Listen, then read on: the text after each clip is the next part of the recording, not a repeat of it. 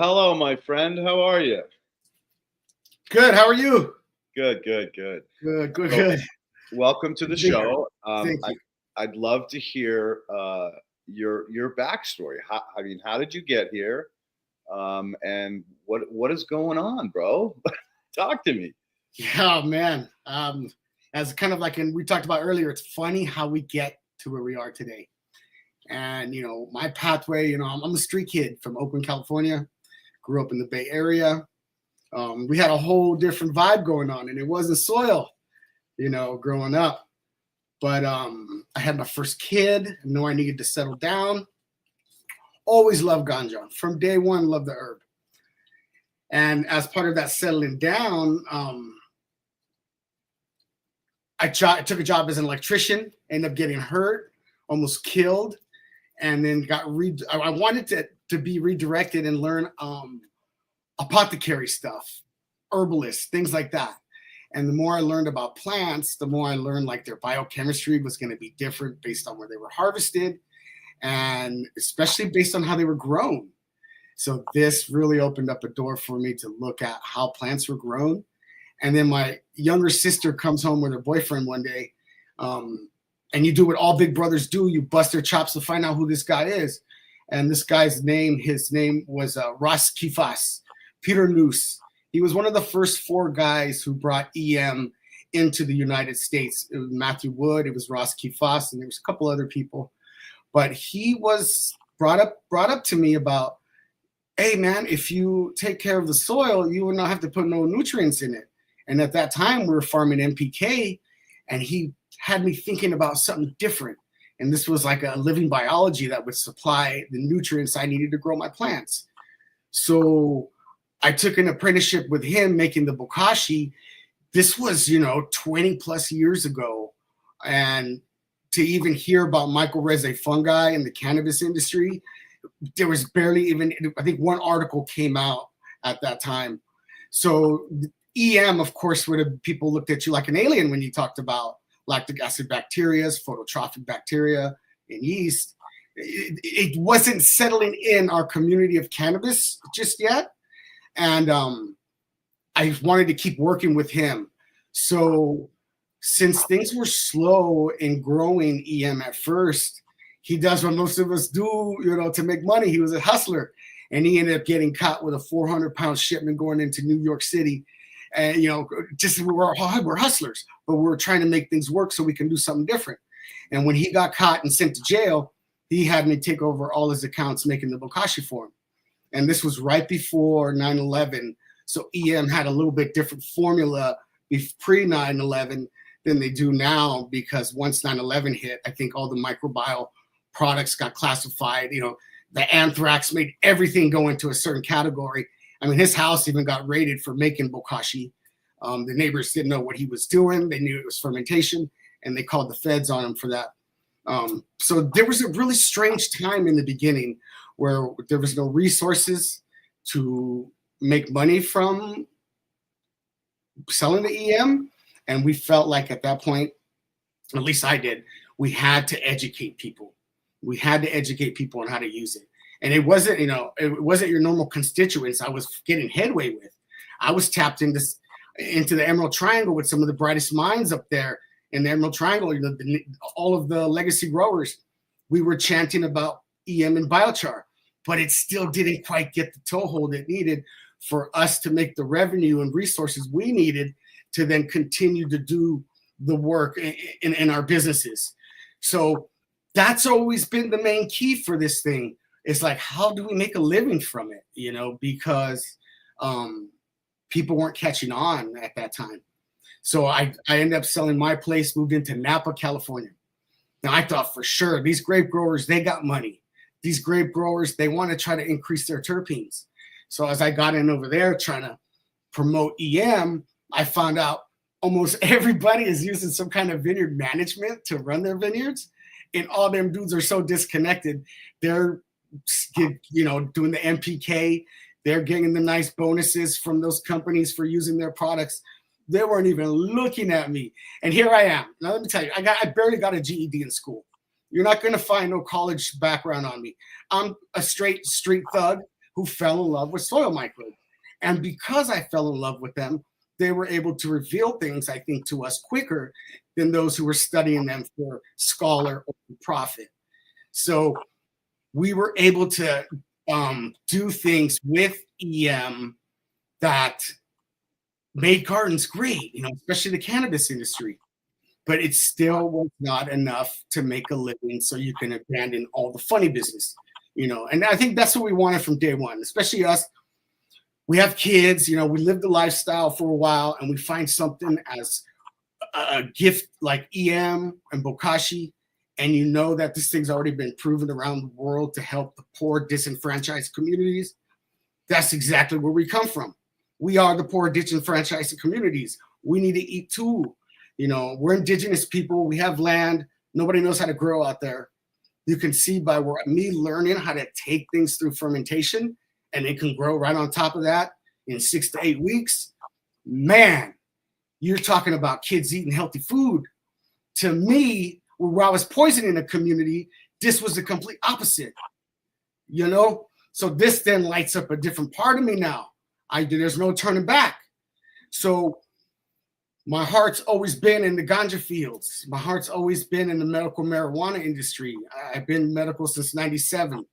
We've watched so many cancer patients use it to get better, and we watched many people use it and die, So when it came to legalization, our mindset when we work with cannabis always been a spiritual thing. So now when it comes to legalization and the framework of lots of money and corporate, I knew I was going to have to find an entry point there to roll back what I didn't like about corporate, but try to make some kind of connection with them, some kind of olive branch, so that I can produce a medicine now where I'm not going to go to jail. Things are cool on the law side, but most of all, I can create a sacred plant and get it into the minds and bodies of people, which made a difference in my life, and I know will make a difference in theirs. And that's really what we always wanted to do, was produce medicine, but because the industry, maybe I wasn't the right fit. Maybe they didn't like the way I sound. Maybe I didn't know the right handshake, but I just couldn't penetrate the areas of the Emerald Triangle where we needed to gain the momentum. And I think not only that, at the same time, we had the indigenous tribes just starting to grow cannabis.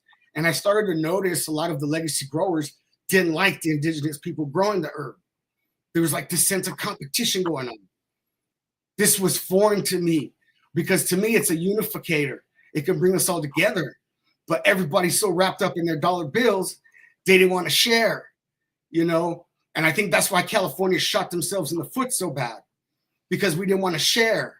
We could have taken this plant as a community, grown it at a level that was highly medicinal, and the knowledge from the scholars were just coming through on terpenes and all that, where we could have been right on this timeline where the other agriculture industries could have saw our increase in production, our better biology, better conservation practices, and that could have trickled down through all of California. But cannabis, we missed the boat.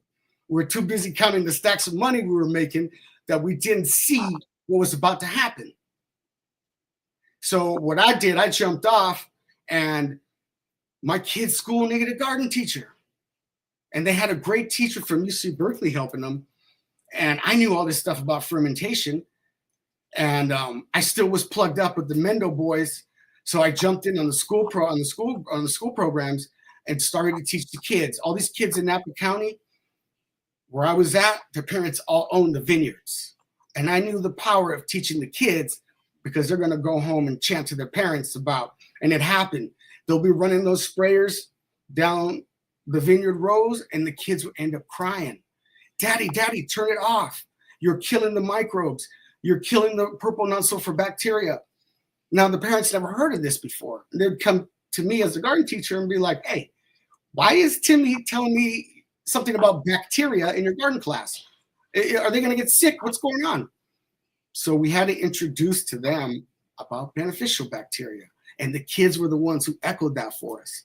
So as I'm working with the cannabis community, some of them were able to give me a bunch of money, man, earth boxes. And I was able to create earth boxes with gardens in them. And I started with one school, but then this other school heard like, hey, I heard you got a garden program. Can you come to us? I can just take the garden boxes to their school because they had no garden going, a complete garden 6-week program I could kick off right then and there, where every time we did that, they then would invest money to start the school programs. And it wasn't like it was a school district funding. We always got paid through like the parent club or something like that. But the point was the school gardens made such an impact that in one class, a student who had mono autism, he didn't talk for 3 years. The boy didn't say a word. During the garden class, I would always do a native drum and pass the drum to all the kids. I had them like split the class apart. I had 15 in each group. But then that way they can like separate the classroom from the garden. They played the drum and then say their name or say something about the day. Well, Gianopolo, everyone passed it around. Of course, he didn't talk. But the next thing that we did was a little game. The boy ended up talking during the game to cheat and tell his friend what the winning answer was. But he spoke. And as soon as he spoke, every kid stopped what they were doing and hugged that boy. And for me, I realized, man, this shit is big. This was the 4th class I had with this particular group. And in 4 classes, it made an autistic kid talk. You know, you can see it gives you your voice. It gave me my voice. It still gives me my voice. So that's what working with these soil things do. It gives you a voice. So that's what got me into it. I've been in school programs from there. I jumped on to Sonoma Ecology Center. They took me out to like 30 different schools, and I would just do like the soil side. We're making bokashi balls. I have a bunch of like games incorporated with that, but it started to get the momentum going. Now here I am, GED teacher, working in these schools, man. I would be sweating before I go because I hated school, right? And I gotta go talk to all these teachers and shit, and I smell like weed and everything. But I'm just like, fuck it, man. This is my heart. I can tell this is where it's supposed to be. Going out to classes, the little ones will start holding your hand, and you realize like, there's no place I need to be but here right now. This is where I need to be, back with my community. So this is the rich Napa community. This is just where I lived. But I started realizing like, no matter where you live, if you bring something golden and you try to share authentically, you then can, break down walls. So from doing that, still always knocking on cannabis door, we get legalized in California, but the laws, as we know what happened there, I had a beautiful 1-acre spot in Napa, said goodbye to it, came up to Oregon. Oregon was doing terpene testing on their cannabis. I knew the terpene test was really going to be the vessel to show our production methods were the only way to get up there on them high scores. So that's how I ended up here in Oregon. But working in the cannabis industry, it's seasonal up here. It's owned by corporate, or it's owned by people who've been doing illegal shit for hella years, and they don't want long-term employees, high turnover rates, or they want to jack your knowledge and send you out somewhere else and not pay you what you need to pay. But field workers in agriculture, dog, we're like slaves. We are the bottom of the paid barrel.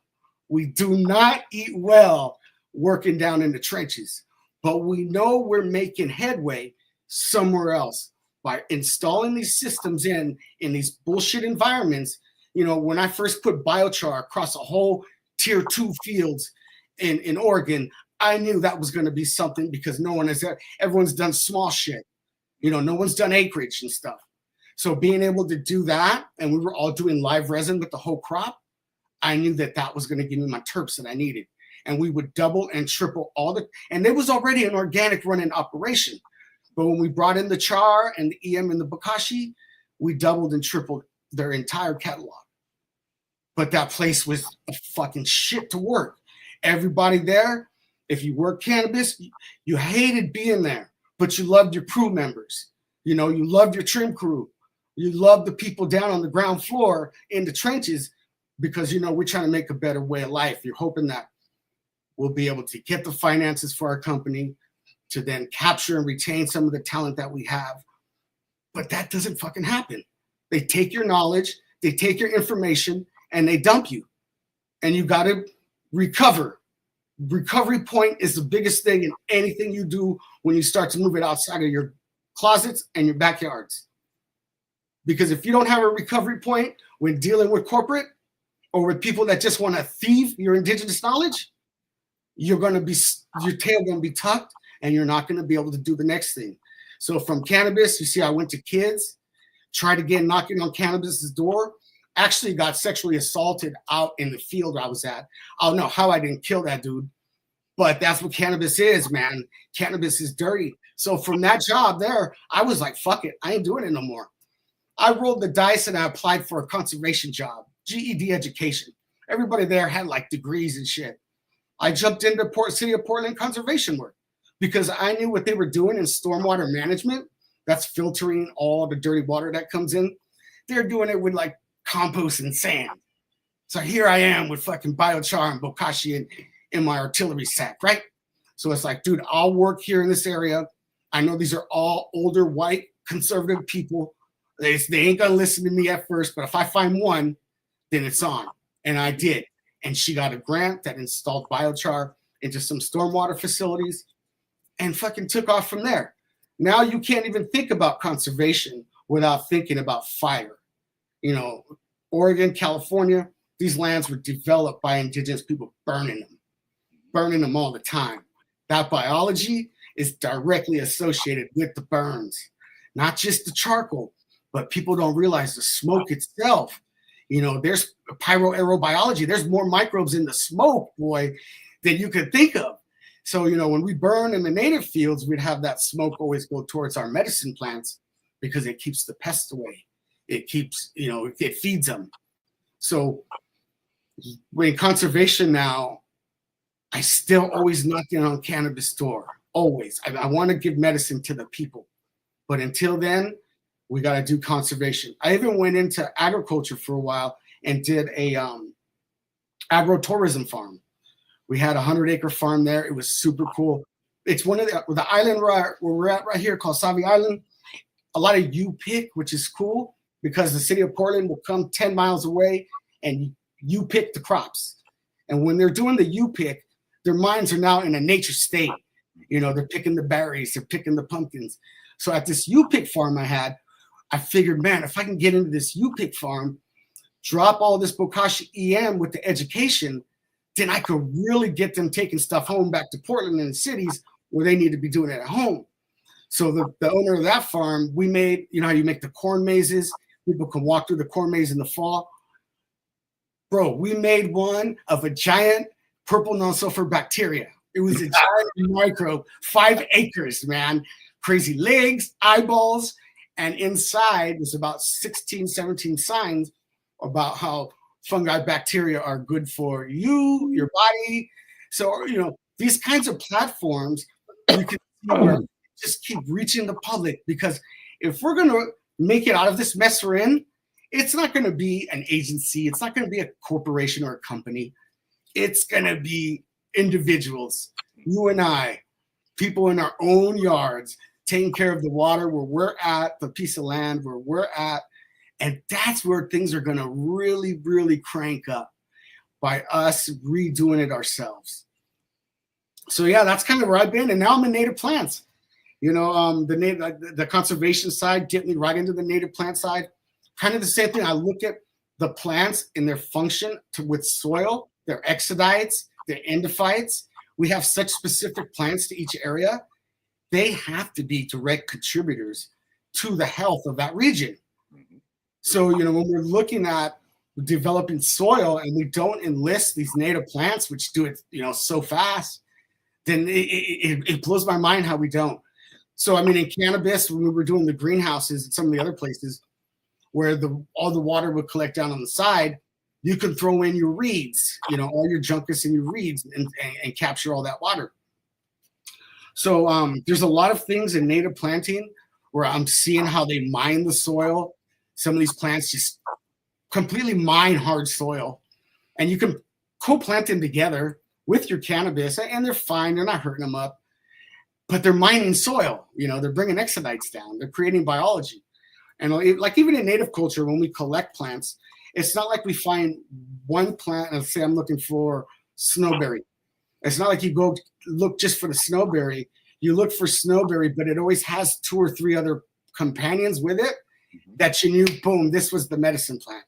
You know, so now we know in microbiology, if all those guys are kicking exodites out, then that snowberry with his companion plants that we were taught were, once you see those three together, that's how you want your medicine. That's where we realize it's full spectrum now. You know, if it's got the endophytes, then it's got the trichomes. And it's got the trichomes, and it's got the medicine, the terpenes. So that's what we're looking at, these companion plantings. And forever we're planting cannabis. You know, a lot of times it grows all over the world, but a lot of these like to grow by the water. And by the water, they would have been, you know, by all kinds of native water plants. And if we can get those back in there, be very interesting to see the terpenes and how those develop, but also the bug resistance, you know, and all of the other benefits that goes with being a community and in diversity. So that's what I'm digging into, man. That's a beautiful story, brother. That's a beautiful story. And I love how you wove in the kids, because they are the future. And we as a society have tried to dumb the kids down so that they don't think, they just do what we tell them to do. And it's a real problem for the future. So, you know, I did a similar thing when I went through my divorce. I'd been so disconnected from my kids because of my ex. You know, I was every other weekend. How the fuck do you become a parent when you can see your kids for 36 hours every other weekend? You can't even, you don't know what they're doing day to day. You have no idea what's going on in their life. And so I made a commitment to go to their school and teach them some of the knowledge that I had been studying since I was a kid, which is, you know, free energy generation, hydrogen generation, better understanding about the different forces within nature, everything from gravity to propulsion to circulation. And I did a bunch of experiments at the school. And dude, I got a letter from every single kid in that session. It was like 4th grade, 5th grade, 6th grade, and 7th grade. And I got a freaking letter from every single one of that kids telling me how great that was, how cool the experiment was. You know, can I tell them more about it, or where can they learn more about it? That is fucking powerful, man. I know for sure I changed some of those kids to probably focus on something that they really cared about, instead of just the blah, blah, blah, blah, blah, blah, blah, blah, blah that they were hearing in school every day. Right. And you did the same thing, dude. And you witnessed it, that once you've sparked that left side of the brain, that creative side, the benefits are amazing. You penetrated the parents that would have never listened to you if it wasn't your kid. No, it's that passion, man. It's the passion. And, you know, the teachers have to deliver a curriculum they don't believe in. And the kids pick up on this. And, you know, one of the things I learned when I was teaching the kids, I started out with my kids' 3rd grade class. 2nd grade heard how good it was and asked if I can help them. I did them. And then I had 4th grade teacher, 5th grade teacher ask. I did them. I did everybody but the kindergarten class. And when it finally got time for them, she asked, "You're not helping us. Can you help us?" Of course I can help you. I'm confident now. Right? Bring them on. I got them. But when I got those little ones in, I started to teach them the way I did the other ones. And they were running all over the place. I didn't have their attention. They were fucking gone. They were gone from me. So what I realized with them, the other ones I can teach with passion, but the real little ones, they can't read or write. You really can only absorb the words as fast as you can read. So the little ones, I talk all the time, as you can see. The little ones ain't even listening to me, but it hit me. One day, after 3 classes with them, Leighton was going to quit. And I was trying to think of a bullshit story to tell her why I couldn't teach the kindergartners. You know, what was I going to say? They don't listen to me. They're all over the place. I'm not a school teacher. I shouldn't be doing it with them. Well, right before I was able to tell her some bullshit story, it hit me. Show them what you want them to do. Show them what you want them to do. Show them. Okay, let me try that. Last time. Got into the class. We had an exercise. Very little words. But I showed them without a bunch of fucking words this time. They did it so fast. I thought it was just a hoax. Did another thing, huh? It didn't work. This class ended up being one of my favorites, but what it did for me with my kids really my kids were a little bit older, and I was always using a lot of words to teach them. But when it comes down to it, we need to show them how we want them to be. You have to show them. And I realize that's all ages. You have to live it 24 hours a day. And the parents, the parents would invite me. We all became friends now. It'll be a Friday or Saturday night. They have a barbecue. And, we're hanging out as parents. I'm having a beer with them. But all the kids I'm teaching are watching me as I'm drinking my beer, doing the parent shit, right? And I start thinking like, damn, I'm still teaching them. To them, fucking, they don't know the difference. So I realize shit like that. Beer goes down, and I start realizing, fuck my health. If I really want to teach my kids anything in life, I got to live it. I have really got to live it. And when it's hard, I got to make sure I'm living it more, So I realized the regenerative farming thing started to trickle in to, into like my own health. And then, even like when you're throwing stuff in your bokashi bucket, you want the best thing in your bokashi bucket. But if you've been at the Taco Bell or at the Burger King or something, you put, what I mean? You're like, damn, how am I going to get a good compost from that? You start thinking about your own composter. I'm like, I can't be eating like this. How can I be into regenerative, but dumping all this shit into my body? It's not going to work. And you realize that mind and brain are connected. And the more we get to thinking about these things, it's like a marathon runner, dude. You're burning all kinds of energy. And you have to replenish that with good food, good local food, good food grown in your area. This is where that quantum biology now people are talking about. The light from your area trapped in foods, you got to eat that shit because our minds, we're cranking all this knowledge that we're thinking about.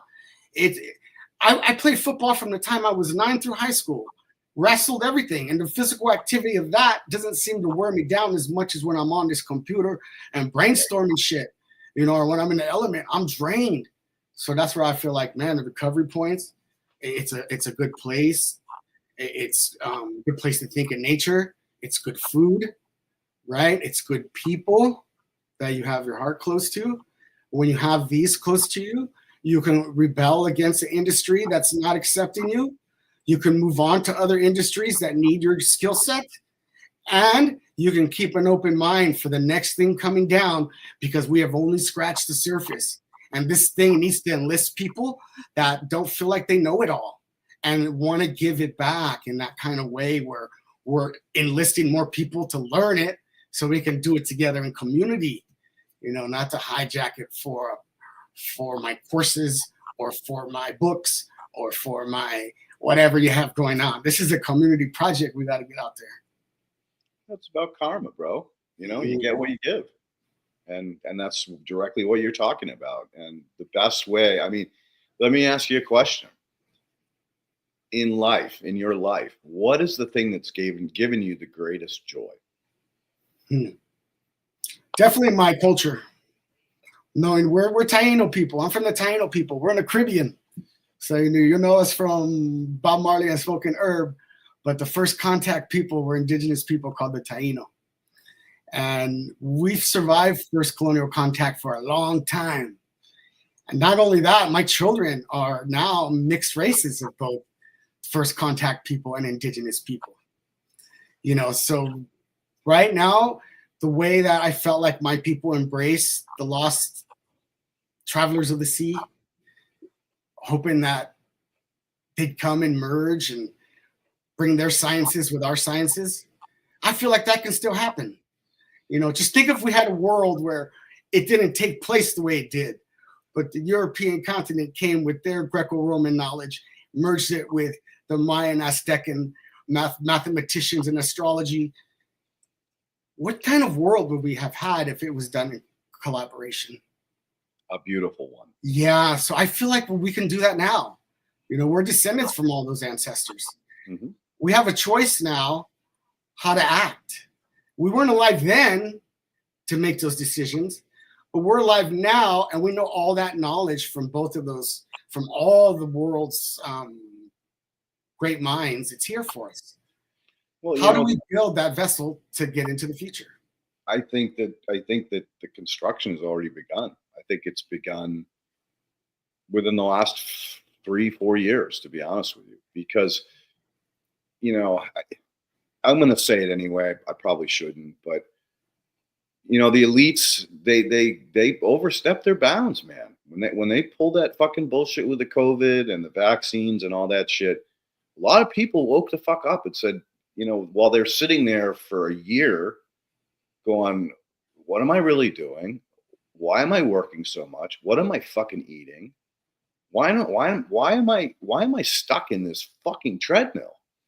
And in so many ways, I've seen, like people questioning other things that they didn't think about, questioning why in Europe, this box of cereal has 2 ingredients, but here in America it has 18 ingredients, right? And questioning about the technologies of the past, the free energy, Tartaria, Egypt, Aztec, the fact that you can go to some of these incredible pyramids, clap your hands, and have a bird call back. All right. That's real.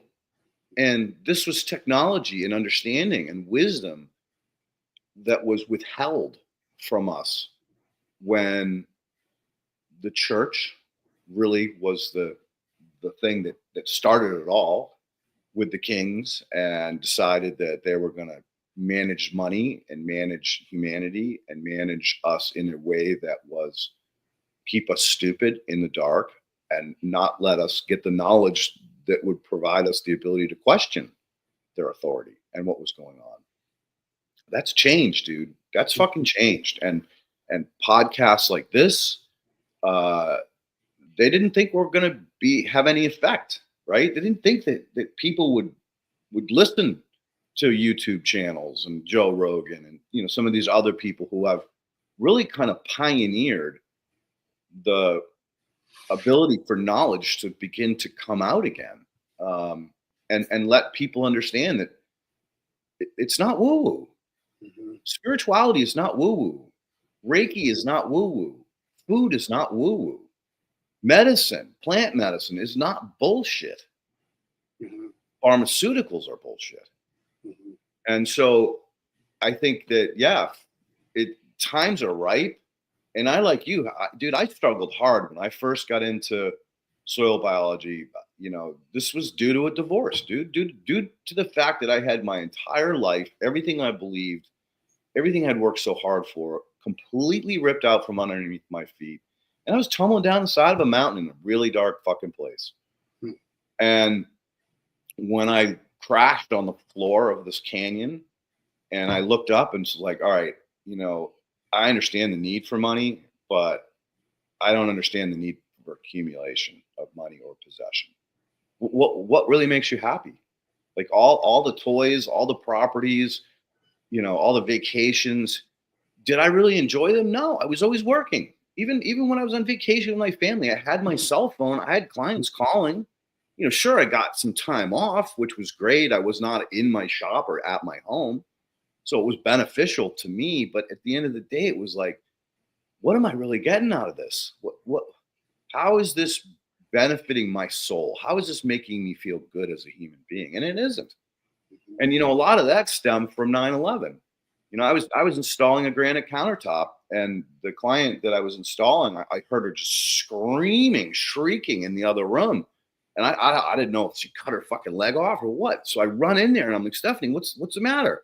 And she's looking at the TV. She goes, that's my building. I was there 2 days ago. That's the floor where my office is located. Fuck. And I'm like, holy shit. And then as we're standing there looking at this, and I'm thinking to myself, how could a fucking plane fly into a building? Here comes another one. Boom, hits the other tower. I'm like, okay, that was fucking intentional. That was no bullshit. So I walk back into the fucking kitchen and I start gluing my pieces together and getting my work done. And all I could think about is like, what am I really doing? What is the purpose of my job? Am I benefiting anybody? I'm taking this mined material that's destroying the environment. And I come from a very, very environmentally sensitive place as a kid. You know, I was all about the streams. I was all about the swamp. I used to have snake pits. I'd dig a hole, put snakes in there and keep them for the summer. And reptilians, you know, all kinds of salamanders. So to think about the destruction that my job was doing with all the glues, the resins, the sealers, the, you know, the mining of the material, the tailings, you know, it's a fucking environmental disaster, like mining. And I fucking, that was the aha moment that started me on this path of like, all right, what the fuck am I really doing in life? And 7 years later, I get divorce papers on my pillow. And that was the final straw. I was like, okay, you know what? Fuck this shit. I'm going to do something. I'm going to leave this fucking earth in a better place than I came into it. And that was it. It was over, dude. I was on a fucking mission. But in the beginning, all my friends, family, everybody, you're insane, Leighton. You're crazy. How can you go from, you know, being a contractor and developer into subcontracting and marble and granite and then going to soil biology? Yeah. What's wrong with you, dude? Who cares about the soil? Who cares about the dirt? Mm-hmm. And that was it, man. The harder they told me I was an idiot, or the more they told me I was an idiot, the more that I told me I was out of control and crazy, the harder I went at it. Because I'm like, you know what? Fuck you guys. I'm going to prove you wrong. And then I started getting a deeper education into this understanding. And then I met Elaine down at Rodale and spent 18 months, you know, studying under her. And now I was on a fucking mission. But the problem was people were like, didn't really have a deep understanding of soil biology or the fact that the soil is actually living. Mm-hmm. Everybody's just looking at it like it's dirt. Like, you know, oh, just spit on it, walk on it, drive your car on it. Who cares? And then that leads into plants. Well, what about plant health? Right. And then as you start to learn more about plants and you learn that they actually have more senses than we humans do. Mm. And they can communicate on a level that's so advanced. It's telepathy. It's chemosensing, chemotaxis. Mm-hmm. Now all of a sudden you're like, holy shit, a whole new respect for the earth and the soil and the plants and the animals, because they're all connected. At the end of the day, I mean, the indigenous knew this, but that was taken away from them because of money, because of possession and property, which were all terms that were made up by the powers that took over. Mm-hmm. And so that's why it's so important to be doing things like this. I mean, not only working in the field every day to educate people about soil biology and the importance of soil structure and plant health and animal health, but the educational piece, right, dude? I mean, that's the way to get to the hearts and minds of people who could make a difference. Mm-hmm. Right? Yeah. And you've been trying to penetrate the cannabis market. And, you know, this has always really hurt me because in many ways, the cannabis community is very open-minded, very loving, and very generous. But when it comes to the fucking money, they'll stab each other in the back. Yep. And they will never share tricks. Never. Something they're gonna keep. That's my IP. I'm never gonna fucking share that. Yeah. And like you said, they had the opportunity to blow fucking that plant up. Mm-hmm. If they'd all gotten together and said, hey, you know what? We're the fucking Emerald Triangle. We're the cannabis capital of the United States.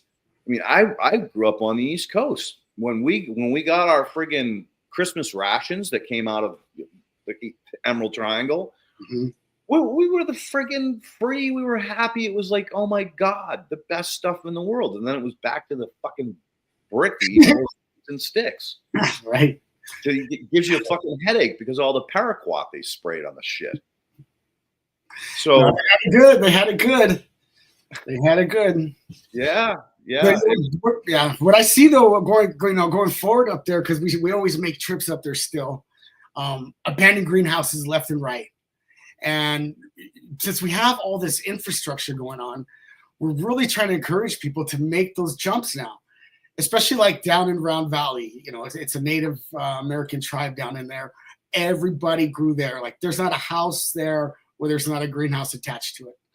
And places like that are so close to Sonoma and so close to Napa, it's like, Doug, why don't you start farmers market now? Start growing vegetables, send a truck down, and start doing the farmers market. And then now in conservation, they can't get enough native plants. They already have all the infrastructure. You can just fill them with native plants now, and they would love to buy them from people. The native plant industry is so bougie and growing so fast that there's actually money to be made on the skill sets that we have. I've taken what I've learned from cannabis for 30 plus years, and I can cut and clone and chop any kind of shrub the way we do cannabis, and you can make thousands of these things. This is what we do for cannabis, but now we can do it for endangered plants that are threatened, and actually start to do some good in the environment by doing the practices that we already have. And there's a shit ton of equipment already out there. The place we're working out of the native plant nursery is just one of those strange things. Happens to be the exact same farm where I got sexually assaulted at. The dude got kicked out of there, abandoned, tier 1, all greenhouse, light depth, just sitting there doing nothing. So now it's being all used for nursery development. So these are the kind of things where it's like, we're going to move into those old skeletons, but we're going to come with food and medicine and conservation. But you just have to get a recovery point and realize, fuck, man, that's not my whole world right there. The soil is really my whole world. I get back to that when they catch up. And when they catch up, we got to be ready to bring it on. But right now, we got to eat. This is what's feeding me, the native plant side. So I encourage other people who are just kind of lost, like, what the hell? What are we doing? And you even said, like, and people should know who are getting involved in this. Even your own family, Leighton, you're talking about, you're not going to be embraced by those closest to you. No. I ended up in a divorce too after 25 years because of being just on the soil the way that we are, and no one sees the way that we see it, and nor do we make the money to justify our time. Who would stick with us? You have to be fucking nuts, But this is where, like, we have the resources. If our community voted for us and got us going on our projects, we don't get grant funding for what we do. All it takes is just a little shot, and we can do so much work, And we've proven that for 2 decades now, since the cannabis industry first gave me a few earth boxes. All I need is just a little, and you'll see the return in the community, and that's what it's going to take. We got to share the resources. And again, dude, it's like those little steps that happen in our life that end up pushing us in directions that we never thought. Like, it's just the universe hard at work saying, oh, I'm going to kick you in the where as hard as I can and wake you the fuck up, so that you do look around and figure out what it is that you're in purpose, what your intention, what you're supposed to do while you're alive. And the fact that you're alive, the fact that I'm alive, the fact that we're talking is, it's like 1 in a billion fucking chance of you being the sperm that the egg chose. For real. Right? So, and then look at the timing. Like, it's like if Jesus was born nowadays, they'd have thrown him in a fucking outhouse. Yeah. Spot on. Bam, gone. You're done. You're too much of a problem. So I think in many ways this time, and I say this a lot, like, for a person or a guy like me who's really into the science side and the understanding and knowing, learning, I couldn't be alive at a better time. I mean, the information that's coming out, on the deeper understanding of just mycorrhizae or some of these individual species of bacteria and what they're doing. And more importantly, like you said, that one plant, and all of a sudden you have the 3 other plants. Now you got your medicine. Yeah. It's the same thing. It's fucking community. Yep. And so traditional science has been all about reduction. What does this little microbe do? And now it's all about collaboration, interdepartment, not dimensional, interdisciplinary. So I'm working with a lighting guy. I'm working with a soil engineer. I'm working with a microbiologist. I'm working with, a plant pathologist, and then putting those together and saying, hey, I know this about this one thing, and I'll bet that somehow affects you or you or you. And that's when you start to really fucking unlock this, this incredible cipher of understanding and knowledge. And that's happening real time right now, where before every department was locked up and nobody was talking or working together. It was all about their one little piece of knowledge, and they were going to protect that little piece of knowledge to the end of their life. Yep. So in many ways, we're blessed to be here at this time. Yeah, I was very fortunate to make it to Camp Compost this year. And it turned out being, they didn't even mean for it to really turn into this quantum biology, electromagnetism, bits of information that was just golden. Like, I do these things all the time, but the impact that it had, the way that it tied the indigenous culture with the science side, is really something that we got to look at and try to model and recreate more often, because it seemed like it validated each other. And Courtney, who did the opening ceremony for Camp Compost, an Ojibwe woman, I think she said it good in how she said, like, and you kind of touched on it. It started spiritual, then it went science, but now it's coming back to spiritual. And I think when we look at quantum biology, which used to be a theory years ago, and we understand now how light, we know how it affects plants, but how it affects the cell, in particular the mitochondria, that right there is really the golden ticket. And it shows the symbiotic relationship between microorganisms and what can happen when two different things come together for a cause. You have this cell that's created multi-cell, that's created this beautiful planet. But we've looked so much at biology. I remember it was about 8 years ago, I going to a film festival in Napa, and this film played The Magic Bracelet. And it was a film put on by Make-A-Wish Foundation. And they made a film that was written by a little girl this was her last wish, was to make a movie. And she had been dreaming while she was in the hospital dying of mitochondrial disease, this beautiful story called The Magic Bracelet.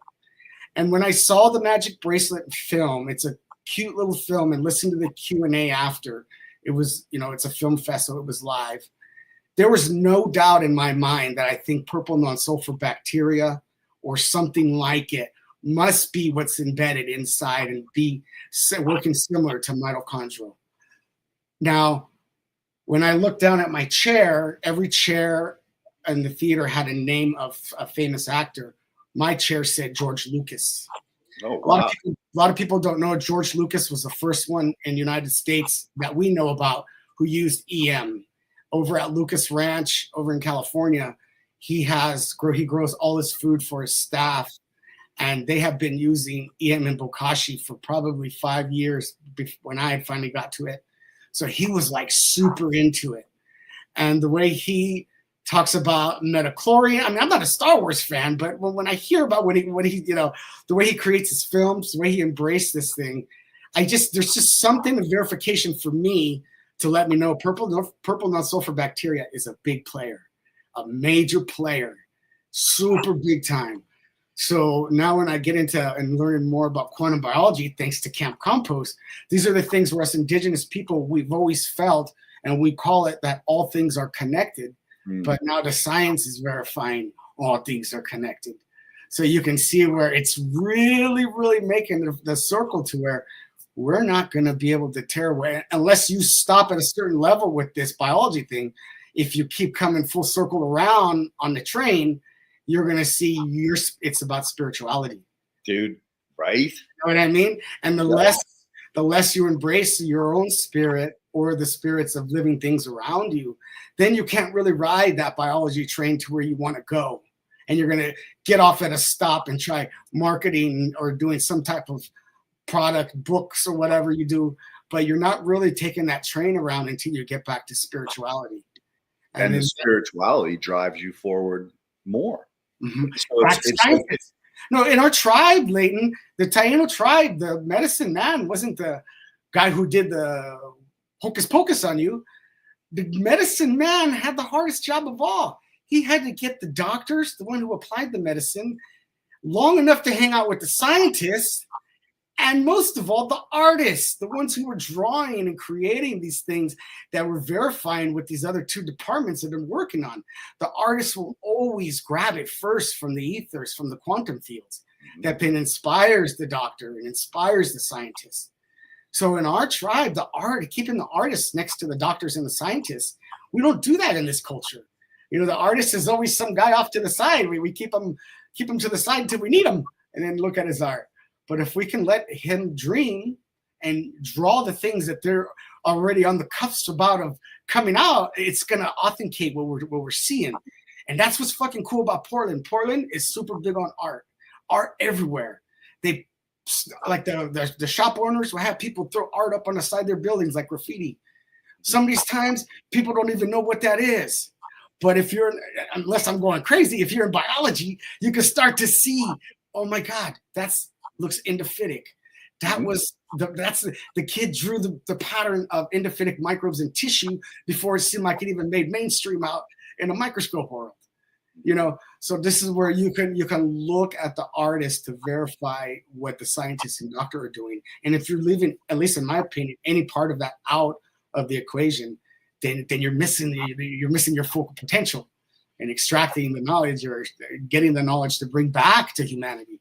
And that's what we're really doing. We're bringing it back to humans. You know, we're bringing it back so we can make it on this rock. And, yeah, we have to get out there. Yeah, that's really what's happening. Yeah, you know, that's interesting. My son, at a very young age, started sketching. And he didn't really, he was horrible in school like you and I. I mean, fucking horrible. Just could not stand to be there.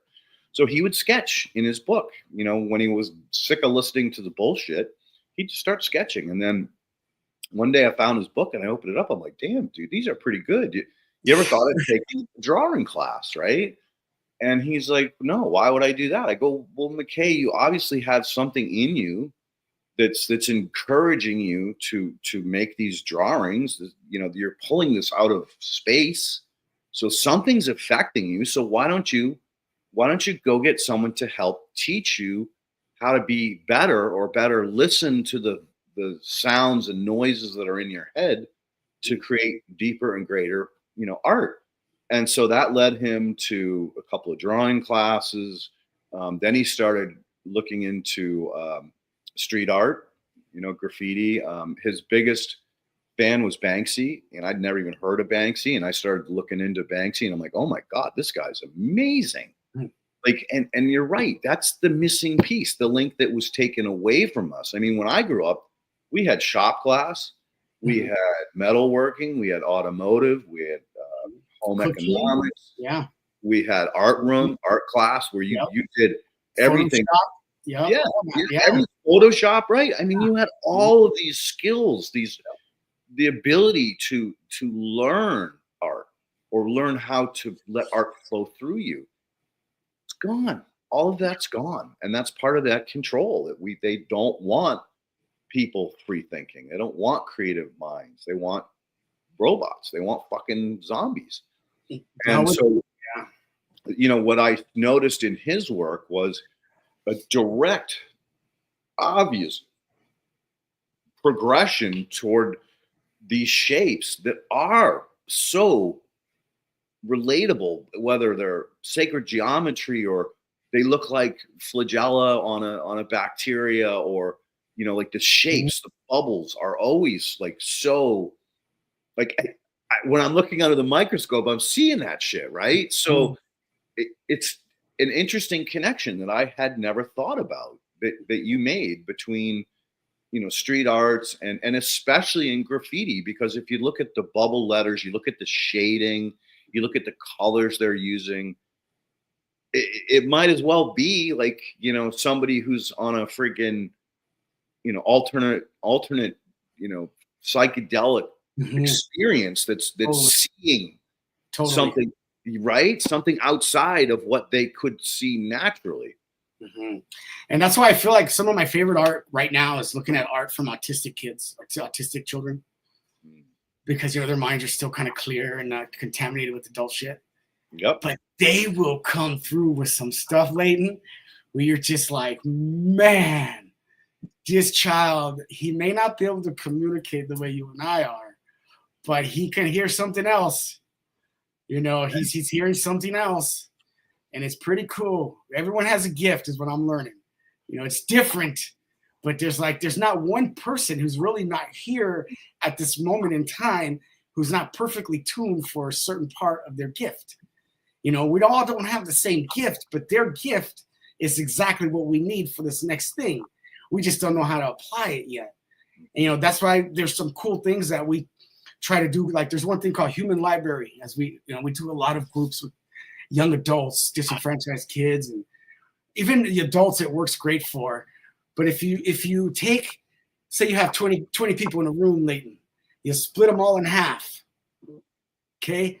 And then you pass out a little name tag to half the group, and you make them become a book. It's a human library project. And everybody's a specialist in something. They are good at something, and they write that on their tag. Then you release the group of people without tags, the other half, to go check out a book. Now, just like a library, not every book gets checked out, right? But you'll find like people start to sit with each other. And I didn't know this dude with a mohawk was an amazing piano player because his parents made him play through church his whole life. But now he has piano on him, chains, fucking leather and shit. But then there's like some grandmas that are playing piano, and they're sitting there talking, man. They're talking about piano, and they would have never talked before. So what I'm finding is like everyone has a gift in something, but how do we bring that together to figure that out?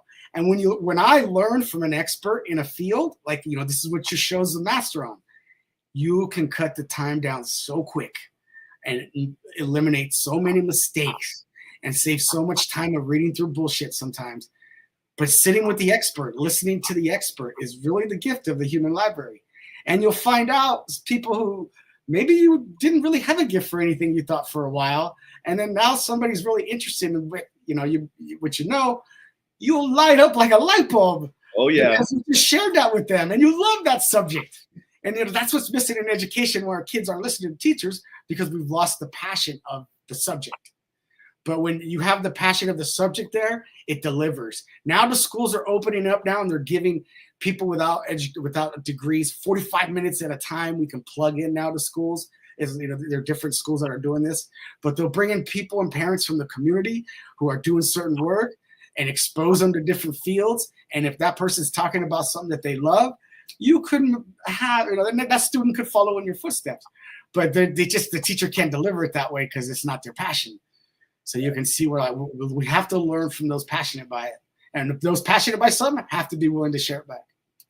And listening. Thank you, Shawnee Groves. I was just going to say, you got to be the best listener, right? That's another problem with humanity right now, or society, is we all want to talk. We want to tell you about us. It's all about us, instead of, hey, if you just shut up and listen, this person will tell you things that they probably shouldn't about themselves or their passions, or they'll just open up like a book, like you said, and it all starts with that connection. Oh, what makes you excited? And this is why I asked you earlier, what is the thing that makes you happiest in life? And it's usually sharing or gifts. I mean, that's generally speaking, I've yet to meet a person in my life, and I'm fucking old, that didn't say, when I did this for so and so, it made me feel really good. When I picked up this person, or I stopped and helped change a tire, or I donated $10 to a homeless person, it made me feel good, right? And that's what you're talking about, is that passion comes out when another person, you talk to that other person, you connect to the other person, and you say, I really want to know more about what you know about. That just turns on the fucking light switch, and they'll just basically sit there and tell you everything that they know about this subject. And you got it for free, and better yet, you got it with passion. Right. So you're not suffering through all of the time it took them to get that information or understanding, and they're freely giving it to you, so you're making them feel better. You're feeling good about it because you're getting something that you're either curious about or you need to know, or something that's going to better you as a human being. Dude, it doesn't get any fucking better than that, right? Yeah, it sticks too. You don't have to take notes when it's given to you that way. No, it's your whole life. You know, you'll never forget it. No, it's imprinted. Yeah. It's energy, dude. It's energy. It's an energy transfer. 100%. And it'll burn a neuron, and that neuron will always be there with that piece of information or that tube with a long line of information. It's encoded. Encoding. That's what I meant to say. But that's a fucking beautiful story about library. Oh God, that should be done everywhere. We should have adult library nights. No, I mean it's actually a little nonprofit. So they might have a nonprofit in your area if you look up the Human Library. They're all over the country. But this is what's cool is like, these kind of shows, we can just talk about little community building things that we can do. And I feel like that's how we're gonna make it, Leighton. We gotta get all of our neighbors, our colleagues, everyone. We gotta get on the page. And anybody that's awake, hang on 1 second. I just gotta shut the shade. Because let's face it, there's a lot of drones out there. And, I hear people say drone. I hear people say zombie. I hear people say brain dead, not well educated. And there's a lot of ways to describe it. But there are definitely a lot of people who are more like sheeple. They'll just follow blindly across whatever border or whatever line or whatever piece of information that you give them. We have to separate ourselves from them so that we can help to build strength within, so that then we can expand out and start to incorporate more of them. And right there is an amazing way to do that, because in a human library, even a drone is going to find somebody wearing a book that they're interested in. And maybe that will be the thing that turns their light switch on and gives them a focus or a reason to focus on a life that they're stumbling through. Mm-hmm. So again, man. And I think it's just exposing ourselves, just like with microbes. The more I can expose myself to a diversity of people, especially that are not like me, to find something common that I can exchange and build on, then that right there is going to create fluency. So, as somebody talks to somebody else in the human library that they may not have talking to, maybe they're not going to give a dirty look to that group, to the way that person or that group of people look, because they had a good experience with them. And a lot of times we just don't have good experiences with groups of people. We take, what they're like from the news or from what our friends told us or something that happened in high school or school. And we blanket brush that whole thing on everybody. And we really have to permit the opportunity to get out of our comfort zone and find a way to connect with people that are completely different from us, but under a common theme that we all have the passion for. And man, progress is made. Damn. Yeah, we make progress. That is freaking beautiful, dude. That is just beautiful. And you're right. We are a very judgmental society. Mm-hmm. We judge on what the person looks like or how they act or how they talk, skin color, whatever, right? It's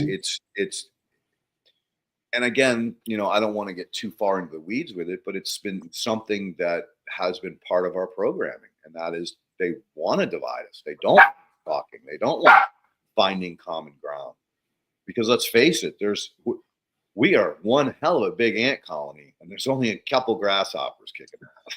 Yeah. Really, man. So, really. All right. So let's talk a little bit more about native plants, because you're so right. There's a huge push down here locally in LA, Southern California, about beginning to start to get serious about the fact that we need to restore our concrete rivers, banks. We need to restore what little canopy oak trees and stuff that we have left in these little isolated pockets.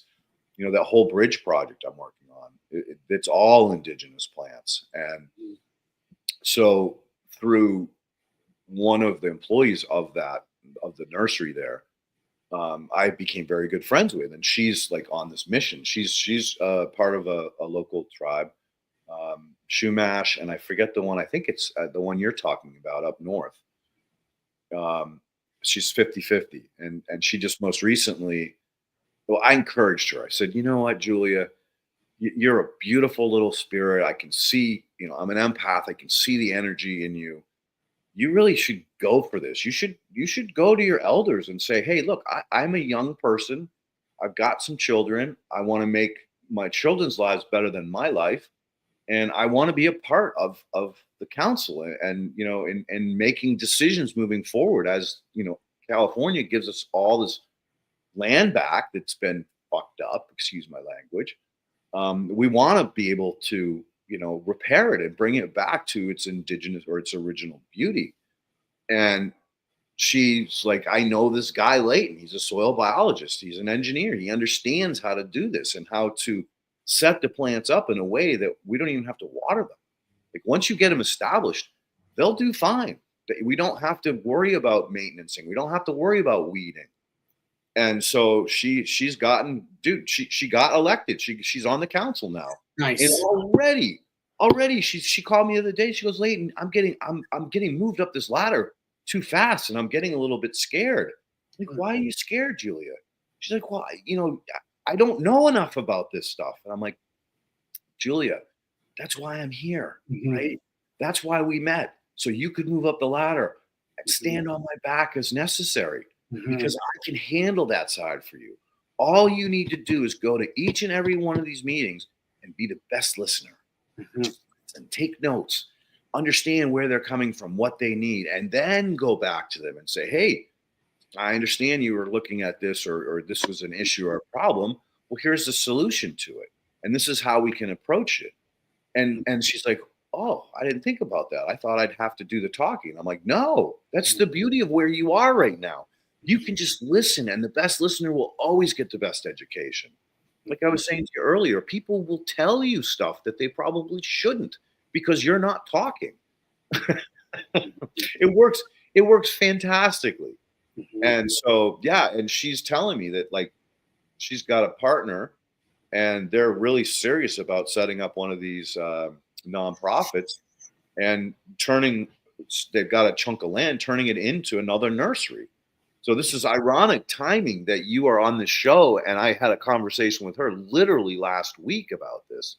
So I'm definitely going to connect you guys together so that she's got another level of support and hopefully motivation that she does, step out. I mean, it's a scary thing when you jump into a job. Like you said, I mean, you lose people around you because they're like, you're crazy. What are you doing? But you're gaining spirituality. You're gaining soul food, man. Yeah, and then the other side, Leighton, when we install native plants, and this is Portland where it fucking rains all the time, we lose half of them on the install in conservation, and it tripped me out. Nobody blinks because, coming from cannabis, if I had lost half of my plants, oh my God, I would have been out of a job. You know what I mean? But in conservation, they just keep buying it. I guess maybe it's taxpayer money. Nobody cares. I don't know. But for me as a soil plant lover, I had to start to look at this and find out, why are we losing half the fucking plants? So I got on the install team and got out in the field to figure out exactly what's going on. And dude, this is where the biggest gaps are made, because we're sticking stuff out there, bare root, no biology, no nothing. Soil types are different.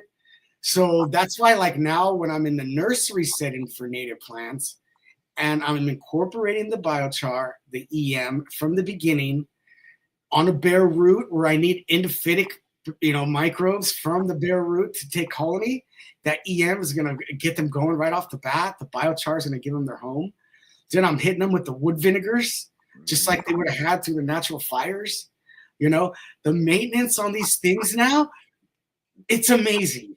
It's totally changed. But that's where I know, as us who are going to be helping those people, by you getting them the biology that they need. Down in SoCal, you're probably losing 75%, if we're losing that much in Oregon. Dude, so you drop biology on them, you're going to save them a shit ton of money. And, you know, there's only one place I know, and that's Thousand Oaks in California, where they've written into the city rules where SOP, you don't even drop a new tree unless you have biochar, because they lost so many. But these are the kind of things where she can get the legislation from Thousand Oaks to learn how to bring that over to her site. And then all the money they've been spending on plants, when we go back to those sites and they're still freaking growing, that's when everyone's going to be like, dude, we need it here. We need it here. We need this here. But it all comes down to like biology. And we need people like you who can capture the IMOs from sites, who can capture IMOs and identify IMOs from healthy living specimens. So then I can get them hopefully cultured in, you know, in that nursery setting. Then we're really going to have a chance of having those microbial relationships specific to those plants. And, you know, we're not going to be losing plants the way we do. You know, that endangered list is going to change.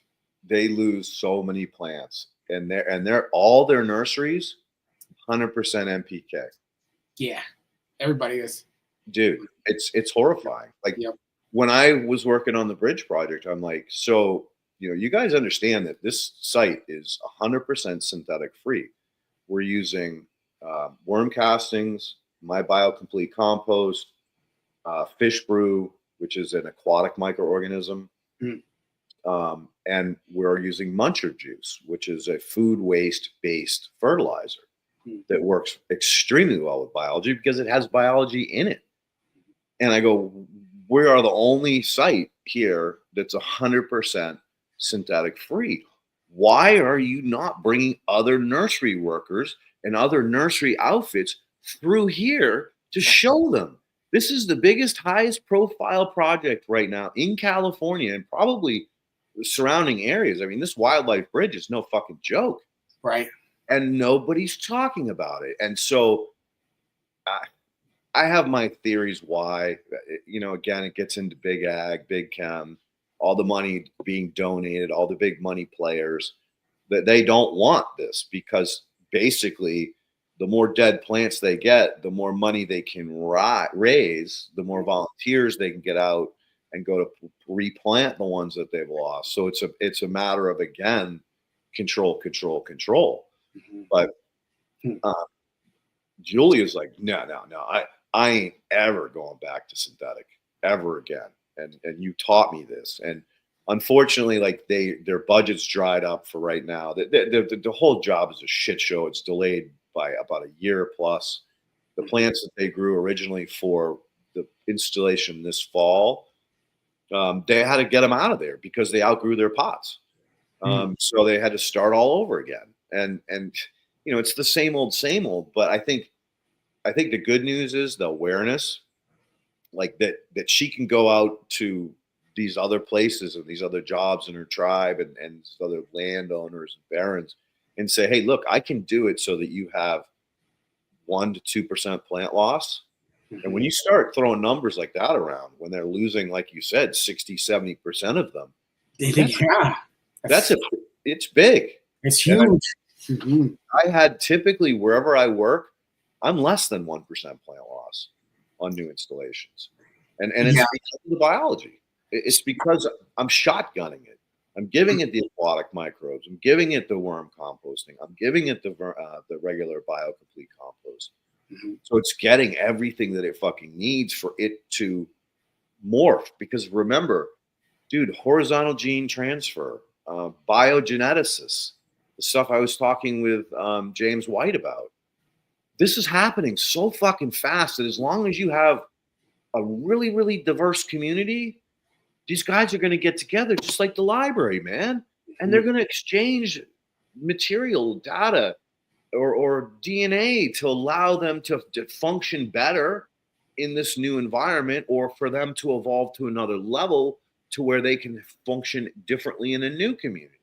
No, you're the first one I've heard applying biology to an installation conservation project.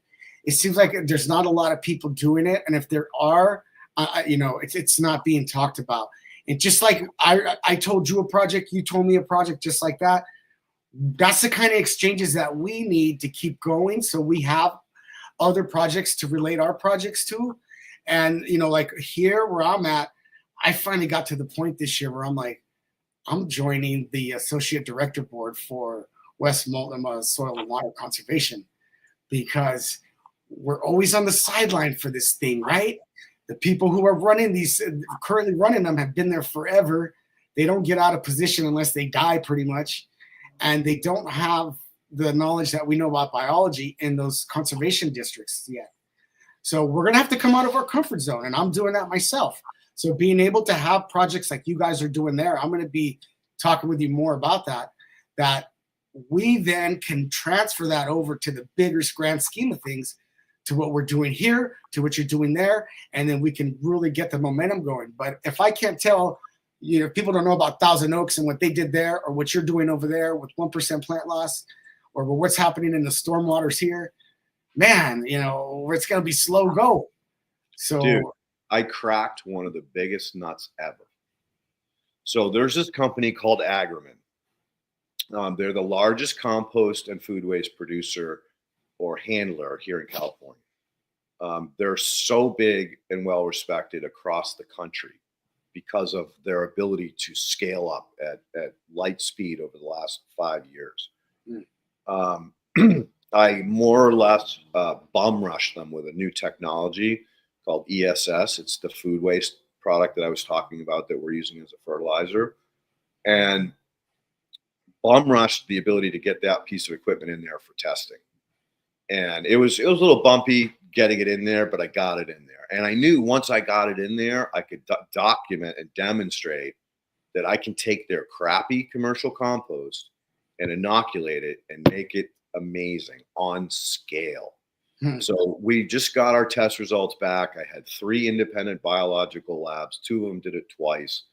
Document what we did. And we only used 2.5 gallons of muncher juice to every 1 yard of compost. And we did a 100-yard compost pile.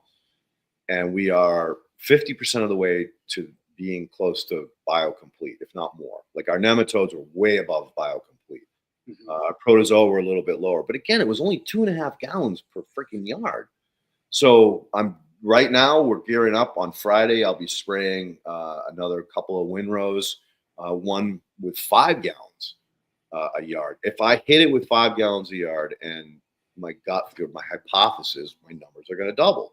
If my numbers double, now I've got biointensive compost for fucking dollars. Cheap fucking money. Nice. Now it can go into orchards. Now it can get shipped in 80-yard fucking walking floors anywhere. And if you have 3/4 of a 5-gallon bucket full of compost, complete, biointensive compost, that can treat 3.5 acres. Nice. 3.5 fucking acres. It's healing some land quickly now. Right? Yeah. You're talking about healing acres on acres, and it's not hard. And again, if it's timed right, like there's some intricacies, like you got to have the right pumps. You got to turn it into dissolved organic matter. So you basically have to take that compost, add liquid, agitate it. You get all of the microbes to fall off and all the spores to fall off. Sounds good. And then you apply that chocolate water, it penetrates. And the interesting thing that we've learned about dissolved organic matter is stop it. Cheeto, stop it. Is it's like an exudate.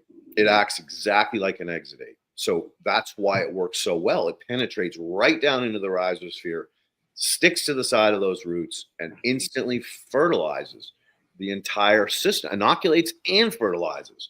So guess what that means? The plant don't have to create exudates. So what does the plant do? Guess what? More fruit, more growth, more roots. Everything we want them to do, because they don't have to work as hard. Amazing. It blows my mind how far things have gone. Back in the day, we've been doing this 20 plus years. Yep. Nobody looked at anything under a microscope, right? And now I think with the microscope involved, it really did verify a lot of things about what were happening in the soil. But at the same time, it could also kind of start to derail things from going back to that spiritual side of things. Sometimes I think we might spend a little too much time on the microscope and not so much on the end results. But that's only because I learned this thing from a completely different sense. It was all sensory and olfactory for us, and we had to have intuition and to get that thing going. But then when I remember when we first finally put the EM, I got EM 20 years ago, plus years, and when we first got it, you had to keep that thing growing. That's how you were taught, not to keep rebuying it. So I think it was year 12 or 13 of mine. I was working at that cannabis farm, and the dude's like, he was really into Lane Ingham stuff. And he's like, V, we can't use your EM no more. You keep using spring water and all these other waters to grow it. It's no longer EM. It's got a bunch of other things in it. I'm like, yeah, it probably does. But it works great all the time. I mean, this is what it is. So he's like, no, we're buying a new batch of EM. So he bought new EM. And the day it came in, he's all, we're going to put it under the microscope after work. Man, we were all so excited to go back to the shop and look at the EM he had purchased. And we put it in the slide. And we put it in the slide, it had a good little dot rod down in the left corner. And the dots were banging the rods, getting goodies off of them. And it was freaking badass. It was like watching a football game. Yep. And then he's all, well, let's look at yours now and see what's in yours, V. So he puts mine on the slide. And Leighton, like I said, I'm not a microscope guy. I can't tell you what was in there, but I can tell you this. The entire slide was filled dot rod, evenly spaced, and it looked like even fucking numbers. And they were doing this little bing, bong, bing. They weren't touching. They were just doing this weird little dot. It was like in a suspended state. It was a dance. Fucking blew our minds. They were but dancing. Like I said, it wasn't enough for me to decide, hey, I need a microscope and figure this thing out. It just let me know, like, I got to keep getting sacred water to make my EM, and even when I would do my bubble hash, I would extend my EM with my bubble hash water. So it was really all over the course. If someone were to say, you couldn't, and they started calling it VM after a while because it was no longer EM. The point is, it's like, dude, I carry this consortia every job I've ever been at.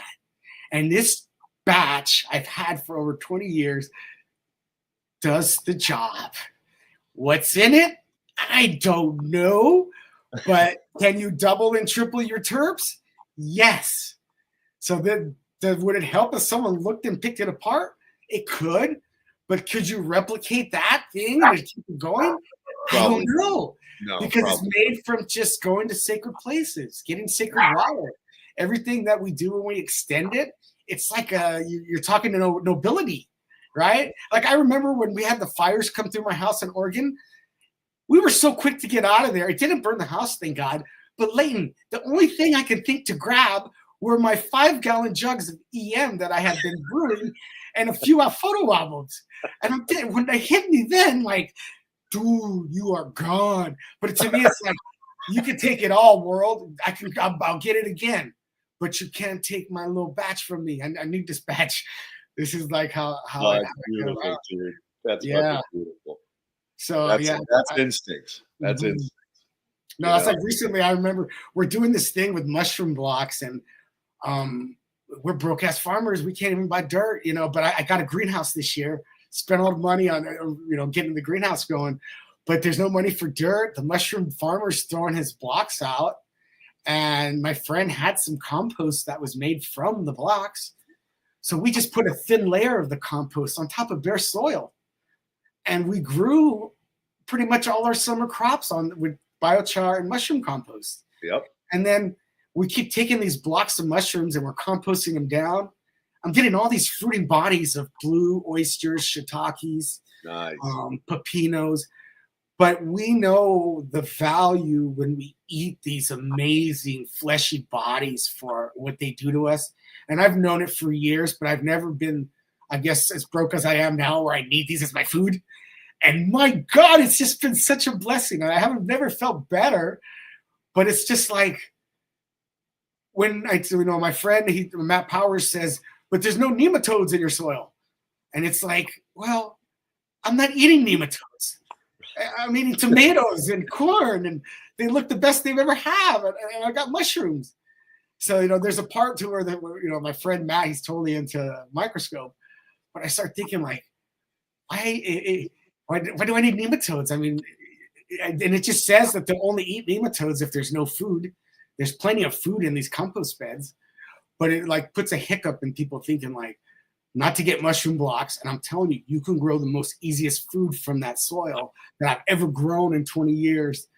That I hate for things sometimes because we don't have them, but we have all these other great achievements, double, triple terpene scores and things that, do I need nematodes? I mean, they're great, but right now I need food because there ain't no money coming in besides my hourly work, So this is,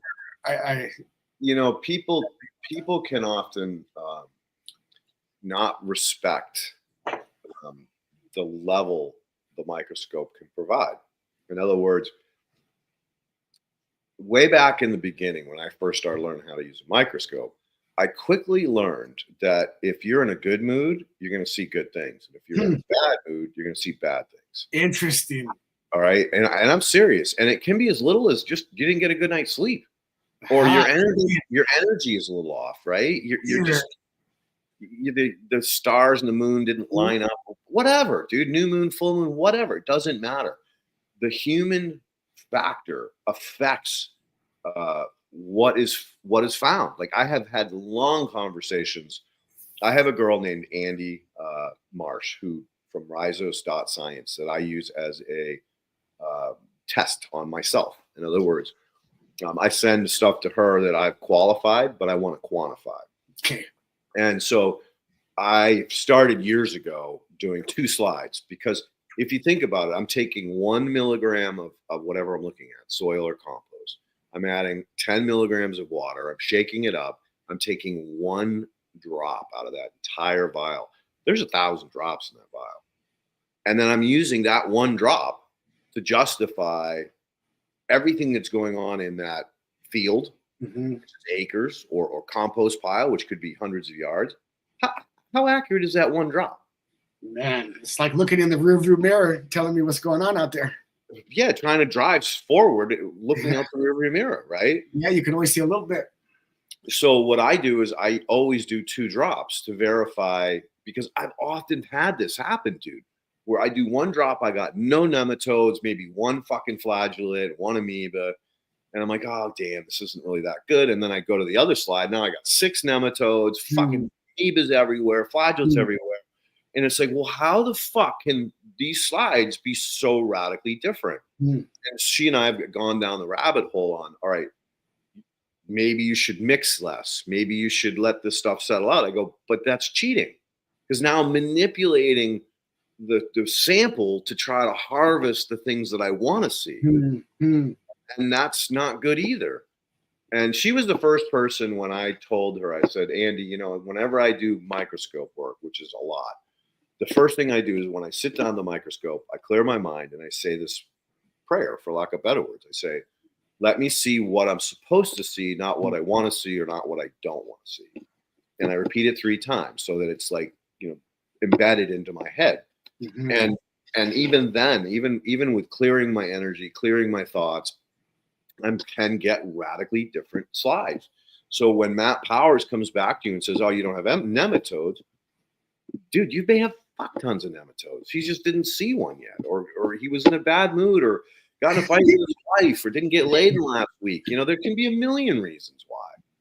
So that's something that I try to, let people, encourage people to, don't take it as the end all be all. There's way more going on in that soil than that 1 little drop of water can tell you. And until we have AI where it can literally scope the entire slide and maybe thousands of slides for 1 little pile of compost, then we'll start to get real data where we can say, okay, this is really good or this is really bad. But until then, trusting the human friggin' emotion and human eyeball, which can, dude, let's face it, you can see things like, if you want to, all right, 6-pack 10, great fucking example. You walk into a bar, you look at a woman, you go, oh, she's kind of cute. After 5 or 6 beers, she's gorgeous, right? So that's real. That's fucking real. And so to think that that can't be part of everyday experience in your life, you're gonna see things you're gonna see things the way you want it to be, not necessarily the way they are. And so I think, you know, dude, after this, we're definitely gonna stay in touch. I'm gonna send you up some compost with nematodes. All right. And you're gonna send me a little sample of that EM, and I'm gonna DNA it because I got a hook on really inexpensive DNA. Work that we can actually come back to you and say, hey, look, this is your diversity. This is what you have. This is what you don't have. Just for knowledge, because I'm curious too. After carrying that around for 20 years with all the good intentions that you have, you've got to have changed it. Your energy totally changed it. Totally. And then the spring water itself, you know, the IMO from all the different spring waters from here to California. But all I know is it works. So I can't wait to hear what's in it. Right? Yeah. What's in that thing? All right. So typically at this hour, we open it up to questions because they often lead to other conversations. Cool. So, you're going to be back, dude. So don't worry. This ain't the end all. Nice. Well, we haven't even really talked about bokashi yet. No way, right? That's right. Which is cool because you all tapped into something different nobody else has been talking about. Right. So that's what I like about you, you know, and I can feel that with your show, that because of the respect you have for indigenous people, I've seen in other shows, that this was going to take a different path than probably I was used to. I'm so happy you talked about native plants. That's so cool. Dude, we can go on, and I can't wait to connect you to Julia, because you're the type of person that's really going to give her the backbone that she needs and the confidence she needs to be able to say, I might not know it all, but I know people that do. And that's all you need. You just need a good team of people around you. No, we got your friend in a good place. Let's help her out. Yeah, right? Yeah, I'm so proud of her. I'm so proud of her that she had the balls, or excuse me, the whatever. No, big time. After that. Good. It's scary. I mean, she's a kid. Well, she's a kid compared to me, right? Anyway, sorry, Ken. Hey. We're going to start with this one here. Is saponins harmful for beneficial bacteria? I don't know what saprophytic. I don't either. Is he talking about saprophytic fungi? Hey, Kusha, you gotta clarify if are you talking about fungi, or are you talking about a chemical? And just go ahead and re-answer in the chat, and Ken will star you and you get back on. Okay, then we're going to jump over to here. My well water pH is 8.5. How is everyone dealing with high pH well water for irrigation, if at all, for in-ground fruit trees? Well, that's easy. The reason it has such a high mineral or a high pH is because it's a highly mineral water. So it's really, really good water. Second of all, when that water comes in contact with soil, the soil is going to be at a different pH.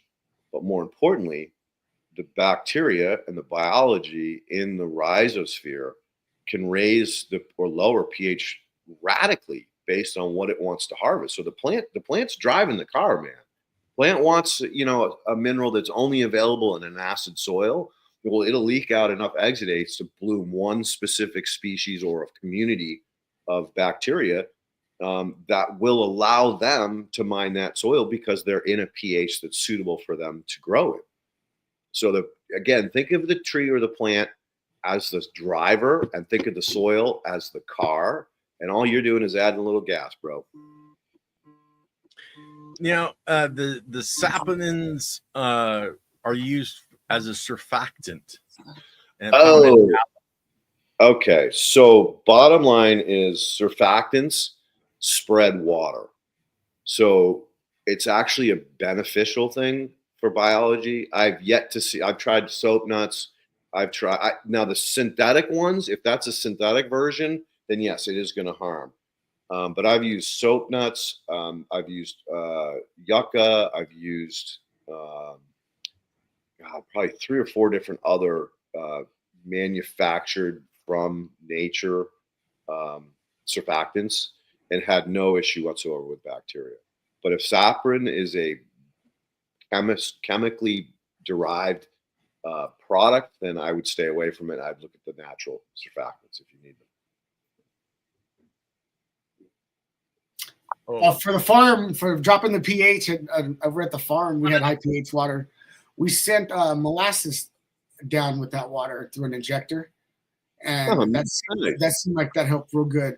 And of course, if you're using EM, you can do half and half EM molasses and get you right into that sweet spot you want to be in.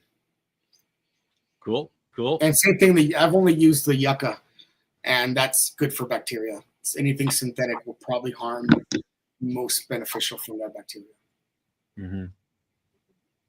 I know I've used soap nuts myself for years and had good luck with it, but I like natural products. And that's a natural product.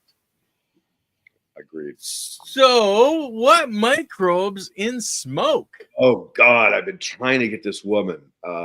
Dude, did you see the paper that was written post forest fires about 5 years ago when they were really bad up in the Triangle? This was a woman named Mia, and I forget her last name. She's a PhD who broke the lid open on aerial biomes. So what she did was she studied smoke, ash, and embers from these fires that were raging around her at the time, and determined that not only bacteria, fungi, protozoa, and even nematodes to some degree were traveling with the smoke and the ash and the embers, and that there's a whole air biome. And now that work has started a escalation in studying this to the point where now they're sending scientists up into the ionosphere, the higher atmospheres, and they're coming back with, oh my God, there's a whole biome up there that's going on right now. And then it led to, oh God, so what's happening in rain?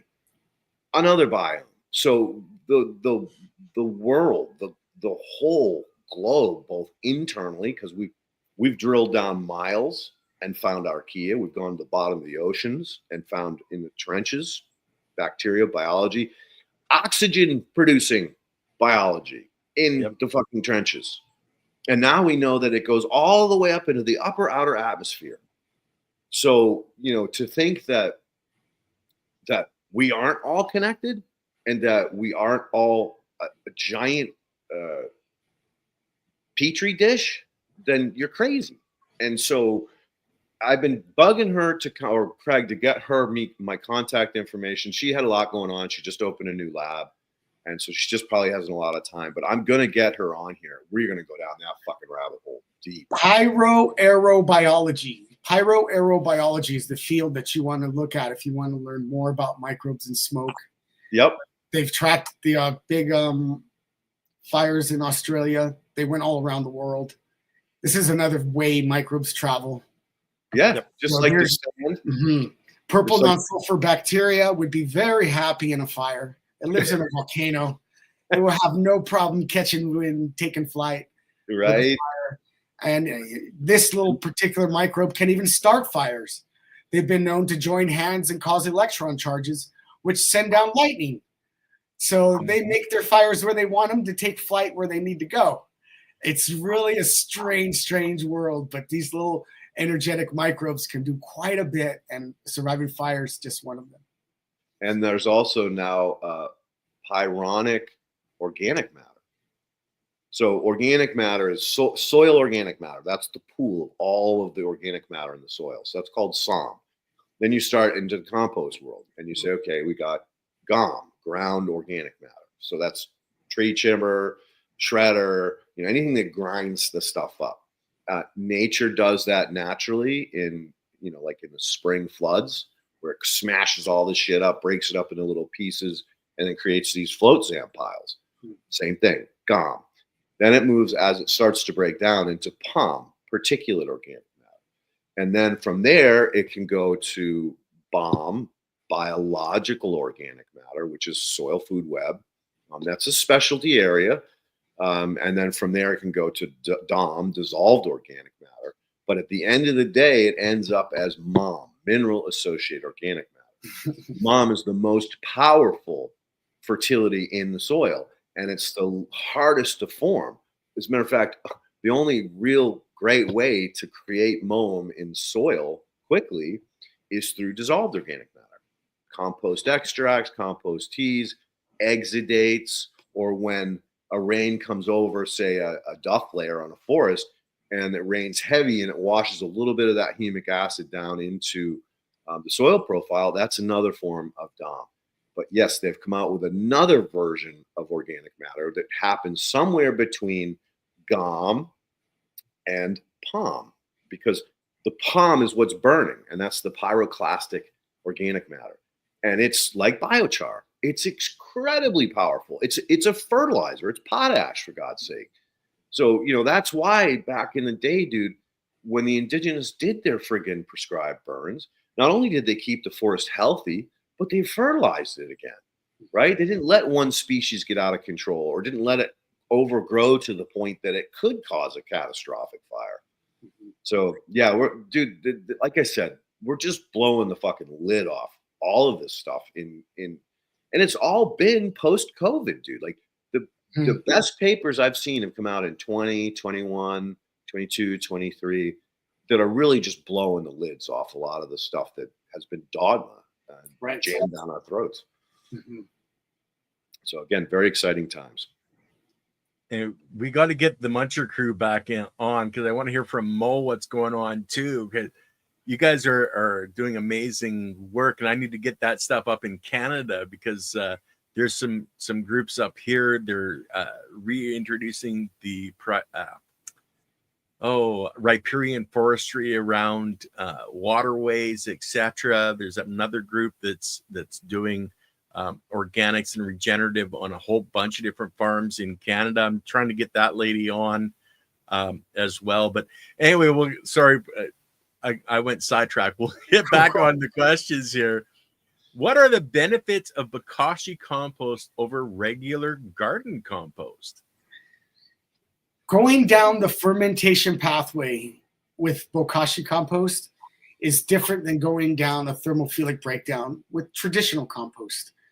Thermophilic heats up, and with the heat, we lose some nutrients get distributed off gas.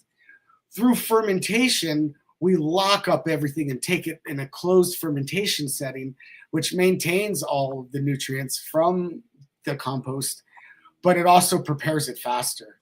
So if I ferment a bucket of food waste, in about 2 weeks, it's going to be completely ready for me to go out and make a trench or a hole out in the garden and dump that refuse that's been fermented into that hole, cover it back up, wait 2 weeks, and then I could plant right on top of that.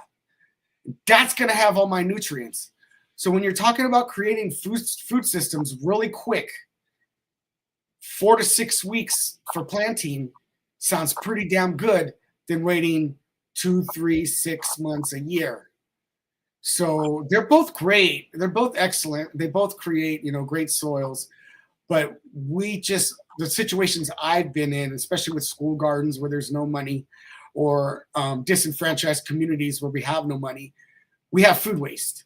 And I can get food waste from other places, juice bars and things like that. So if I can take that through a fermentation, I then can begin to make a row of food waste that's fermented for somebody, putting plants on top of there, that we didn't have to go out and buy any soil. I'm using existing soil, and nutrients that are being thrown away. So that's what I like about the bokashi composter. And it allows me to compost more things. I can get meats, cheeses, bones through the fermentation. And it keeps the pest away a lot easier because I'm always in a bucket, or it's buried, 12 inches, 15 inches below ground. So the pest factor is a big difference, and I can catch more refuse. I hope that helps. Yeah, that's beautiful. And listen to this, dude. So the Muncher system creates that exact same process in 1 hour. Yeah, dude. Imagine 1 hour, 1 fucking hour, and it's ready to go. Wow. Yeah. So, and again, we're It's called the scaling. muncher? Yeah, dude. ESS. Google, look it up. yeah, Google ESS.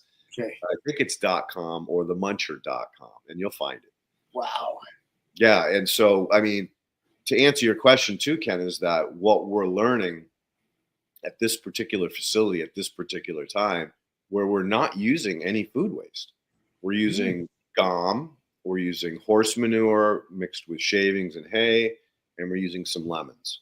So we're really starting to break out better understanding of how these ingredients are going to affect the end result of the MJ, the muncher juice. And then also on another note that we've also come to understand that not only is the muncher a mechanical living animal, and by that I mean when you feed it, it grows and then it excretes a waste.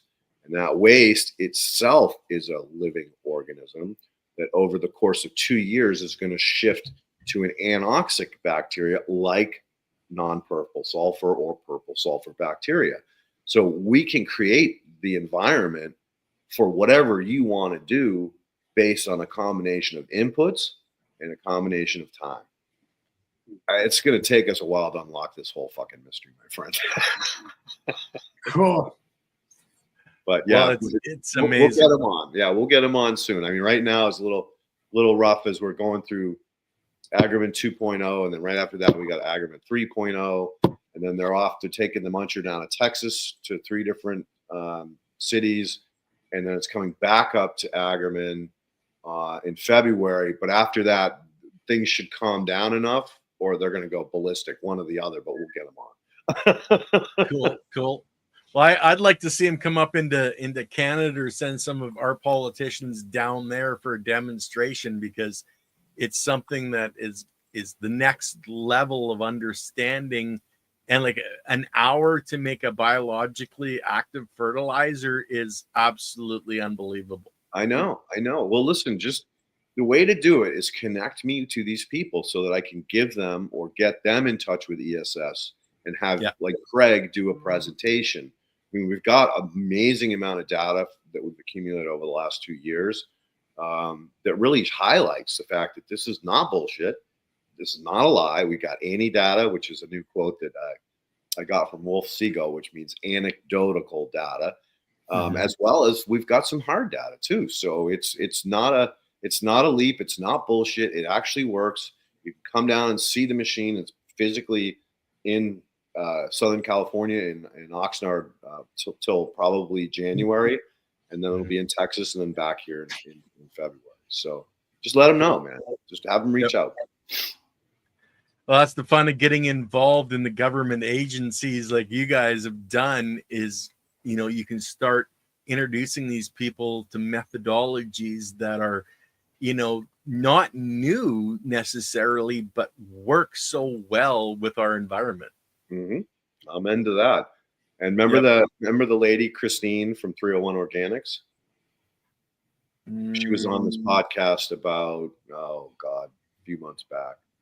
Okay. She's starting to make some serious headway in LA. We've got our fingers crossed for her and sending her prayers and high energy, because she's trying to crack some nuts that are fucking monsters, dude. Absolute monsters, which are high profile and will really highlight the fact that we all, as a city, state, country, need to stop throwing food waste and green waste in our landfills and start reusing them to revigorate our soils. So, Ben, I like to get George Lucas on and have him explain what he's doing on his farms, because that's amazing. Somebody that high profile is actually starting to recognize the importance of the biology in our soil systems. Not starting. He's the oldest user of EM that I know, out here. Like they've been using it for so long. So it's kind of like, why didn't you speak up more, dude? Right. That's what I've been asking him. Like, you knew about this shit years ago and you didn't fucking tell everybody? Come on, man. Why isn't that Star Wars, dude? It could be a whole series, man. Biology Wars. Come on. Terraforming planets. Totally, dude. Electromagnetism and everything in that one. So we do have one more question, guys. The other one on soap. How about, and I think it's ale pole soap with water as a pesticide.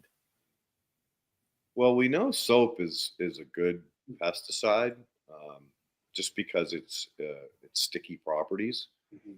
So usually, like, soap is mixed with like a vinegar, salt, and soap, and the soap acts as the sticking agent.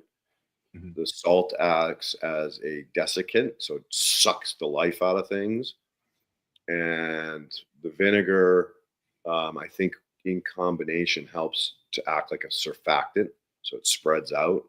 But yeah, there's a lot of people that have done a lot of good work on using, these alternatives for pesticides, and Mhm. primarily that's that soap, vinegar, salt, and there's some other ones. There's ones with lemon juice, and also some terpenes that prevent the plant, or prevent the pest from even wanting to mess with it based on its chemosynthesis or Mhm. chemotaxis scent. So yeah, I would just encourage you to look at alternative natural pesticides. There's a lot of them out there. We would Yep. use the soap, and instead of vinegar, we'd use EM. It's a 3.5 pH. And then we would add essential oils. Yeah, that's another And we were fighting. So, if it was mites, it'd be peppermint. We use rosemary. Rosemary acts as a birth control for a lot of pests, the terpenes.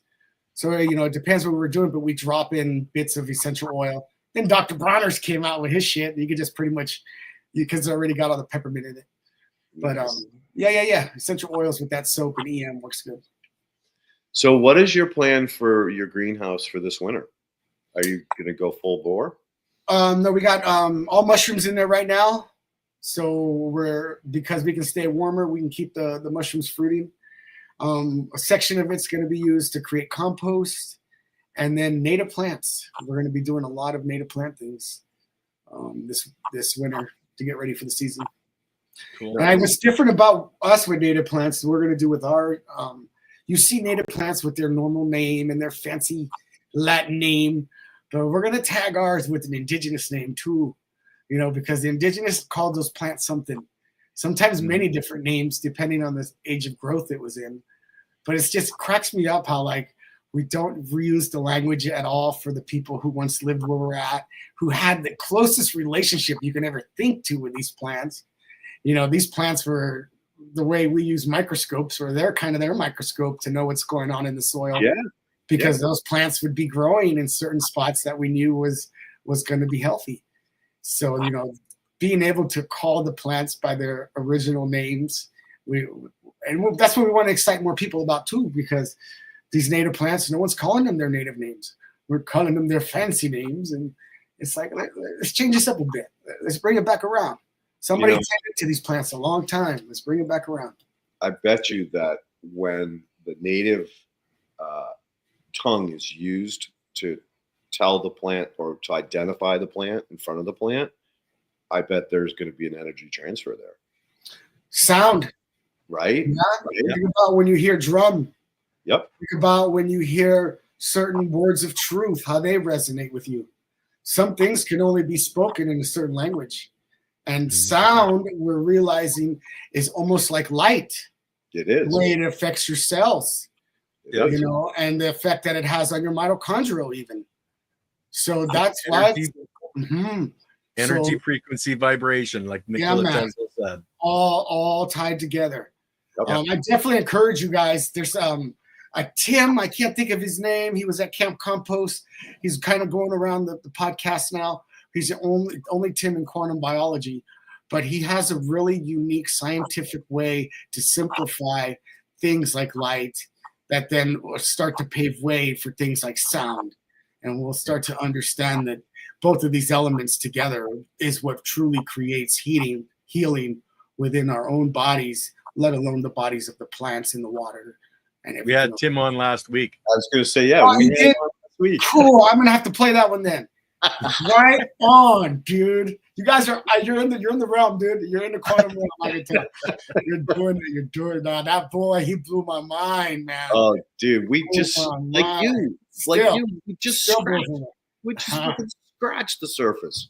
So that's why Camp Compost, there's two more people that were there. One of them was an engineer for, I think she was a physics engineer, and she came through and she's created, and she was with the indigenous woman. This is what really gives legs to it. Her and the indigenous woman were able to correlate the sound of the eagle feather as they swoop it by you, those sounds of healing, and also the effects of the sound of these. The woman Kim had a tuning fork. I think it was 111 megahertz, and then she also had a green light laser that went through two magnets in a crystal and out the other end. Cool. So these are the kind of things. With EM, we knew for years with the bioceramic powder that the bioceramic powder created far infrared waves, and these far infrared waves was the energy sound wave that was making mitosis and everything around it. And when I learned about the bioceramic, we did like a restructuring with wine. You could literally put this ceramic next to a $2 chuck, a cheap glass of wine, and it will smooth that wine out like no one's business. You know, you're pouring one as a control, but the electromagnetic far infrared waves that hit the cells get the thing to spin. For 20 years, we've known about the physics of far infrared, but then now hearing what's happening with the green laser and how that affects your cells' complexes, all the different colors of the lasers affects complexes of the cell, which then are going to send energy down, get the ATP going. Mm-hmm. This is the shit that's just kind of blowing my mind, because you have the science now that's correlating electromagnetism to cell function. Yeah, but it's all has to do with something simple like special ceramics. The indigenous people would make certain beads and certain pottery out of certain ceramics that are not normal, but if you're to test them, they're far infrared, which is creating fourth phase water, which science is calling that fourth phase. We would call it back in the day restructured water, but you can see where we're learning about this different kind of water that's created by this electromagnetism and how that affects biology. And that's what blew my mind with what Tim said, and then what Kim was doing with these lasers and sound. This is Camp Compost and how that relates to biology and the indigenous knowledge. You could see where that place was just like, dude, this is happening on a little camp spot like this? Far out. Where else would I have expected it? In a big convention center with all the suits and sponsors? Fuck no. That shit is with the people, the grassroots people in the trenches, man. And I think that's what made that shit so cool, is because the people in the trenches, that's where it's at. That's who it's being given to. And the way you guys are up on it by bringing them on and tapping in on this, and then now we have quantum biochar jumping off. Man, EM is making quantum biochar. So there's these things where I ignored electromagnetic farmers as long as I could, until MIT started doing it with this graviton charcoal. So how can these are the things you try to ignore. Like, I'm not going down electromagnetic rabbit holes, but then MIT start doing it with my boys EM, and you're like, fuck you guys. What are you doing here? What the hell is this shit? So yeah. It's an amazing ride. And Camp Compost was the first place I ever did a demo on quantum biochar. So it's like anywhere else, they'll fucking just look at you. What the hell is he talking about? Right. These dudes were primed, man. The crowd was like, you're not speaking a foreign language to them. They're ready to go home and make fires, man. That's awesome, dude. Yeah, it's the same idea when I started telling people about how I put compost in a washing machine, wash it, and then I run it through a vibrating table to stimulate the electrons and the protons so it bonds soil particles. Think about what people look like. Yeah. What the fuck up? Yeah. It works. It works. I got 15 years of proof. It works. Yeah. Verification now. Yep. We did have one more question come in. Okay. The soap is made with olive oil, with a laurel oil. Is it safe to use? Well, that was on the pesticide question, I believe. Yeah, olive oil is not all created equally, and there's a fuck ton of counterfeit shit out there that I would be very, very leery of, because unless you know the source, the person that's actually producing it, you just never know. There's a lot of seed oil that are being put into olive oil, or cutting the olive oil so they can make more money. Olive oil is right now, olive oil is a big scam. It's a problem. It's a huge problem with counterfeit products, non-scrupulous businesses, cutting it with seed oils. So that's my 2 cents on that one. Well, sorry, I couldn't be more. Yeah, I'm no help. I've never used olive oil on plants yet, so I can't help you there either. See, the problem with oils is they're gonna plug the stomata. Yeah. That's why we stopped using the neem back in the day. We used to mess with that neem.